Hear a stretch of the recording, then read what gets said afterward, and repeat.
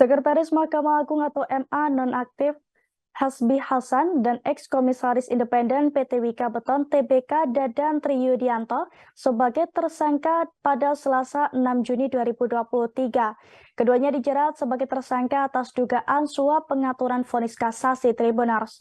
Namun hingga kini KPK baru menahan Dadan Triyudianto. Sementara Hasbi Hasan masih menghirup udara bebas. Meski demikian, Wakil Ketua KPK Nurul Gufron mengatakan penahanan Hasbi Hasan hanyalah masalah waktu.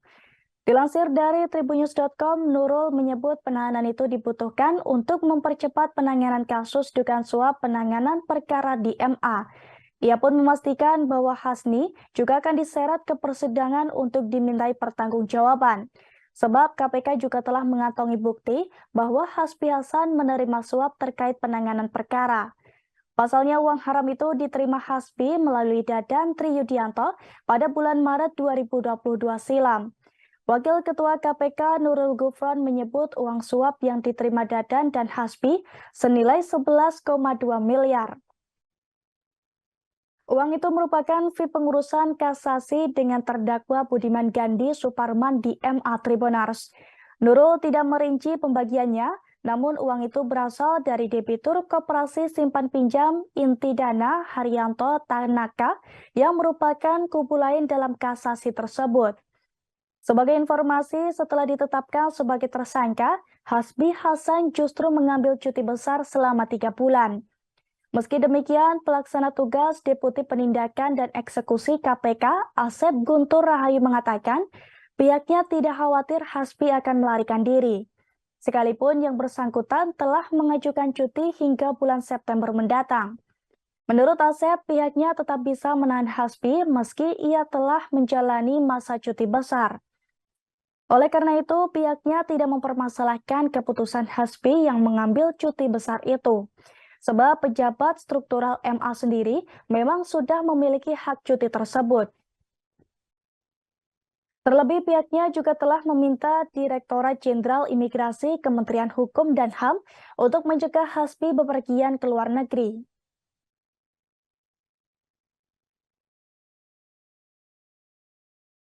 Yang ditahan 1, padahal yang ditetapkan 2. Itu bagian dari proses yang sedang KPK lakukan. Jadi hanya soal waktu. Jadi itu adalah bagian dari teknis dan strategi ya, tinggal waktu saja. Itu yang bersifat umum-umum tadi. Yang kas kedua yang semuanya teknis-teknis sekali ini.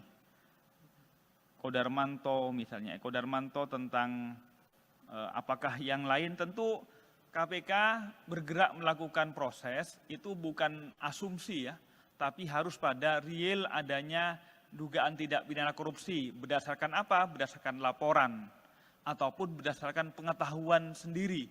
Misalnya sebagaimana kita ketahui RAT, lantas juga ED ini kan diberitakan, diviralkan oleh netizen di medsos.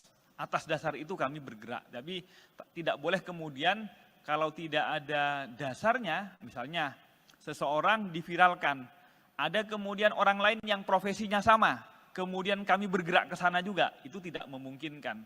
Kecuali profesi yang sama menunjukkan sindrom ataupun gejala-gejala yang sama, tentu kami akan tidak lanjuti. Terima kasih sudah nonton, jangan lupa like, subscribe, dan share ya!